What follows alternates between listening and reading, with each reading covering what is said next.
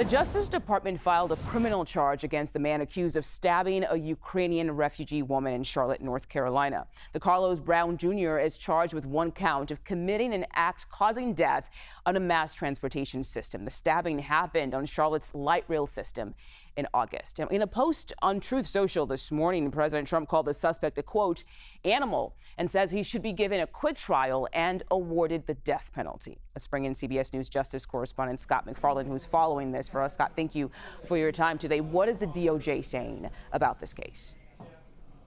The Department of Justice is saying this could be a death penalty case if it heads in the trajectory it's headed in so far. They filed this new federal charge. In addition to the local charges Brown's facing, the federal charge comes under the umbrella of terrorism cases where it's a deadly attack on a mass transit system. But this case has just swerved into the slow lane because, according to a CBS News review of Mecklenburg County, North Carolina court records, Carlos Brown has been sent for competency exams and mental health exams and potentially some form of treatment if needed, and that could take up to 2 months just to get through the competency review, much less the legal review. So I don't expect a lot of movement in this federal case or this local case until that process is complete. Okay, I want to switch to a different topic here because a federal judge has temporarily blocked President Trump's firing of a Federal Reserve Board member, Lisa Cook. So what is the judge saying about why they made this decision and what comes next in this case? I assume it's not over yet.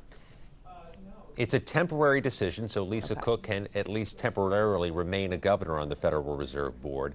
What the judge found was that in this initial argument from Lisa Cook, there's enough reason to believe that she may not have been fired for cause properly or that her procedural rights were infringed upon. What the judge said in her 49-page opinion overnight is that Lisa Cook didn't appear to get proper notice or a proper hearing to answer to the accusations here before she was dismissed.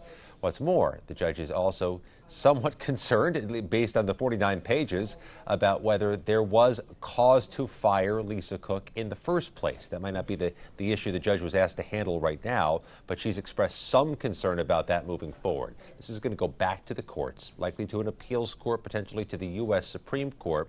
But for now, Lisa Cook remains on the Federal Reserve Board, and she can return to the meetings and stay in her office. Okay, Scott MacFarlane, thank you so much.